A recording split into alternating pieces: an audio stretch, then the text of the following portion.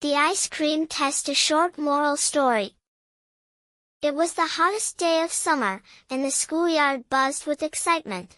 Mr. Lee was handing out ice cream to every student who had behaved kindly all week. Lena's mouth watered.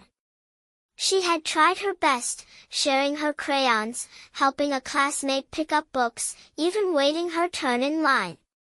Just before her turn, Mr. Lee called out, "If anyone took toys from the lost and found without permission, please speak up now. You can still earn your ice cream by being honest." Lena froze. She had taken a small yo-yo on Monday. She thought no one noticed. Her heart pounded. If I tell, maybe I'll lose my treat. But if I don't, I'll know I lied. With a deep breath, Lena stepped forward. "I took the yo-yo.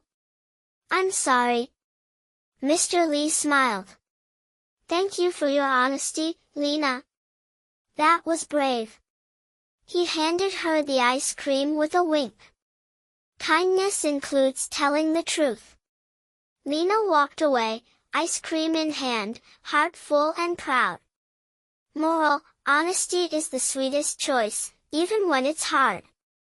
Thank you for watching.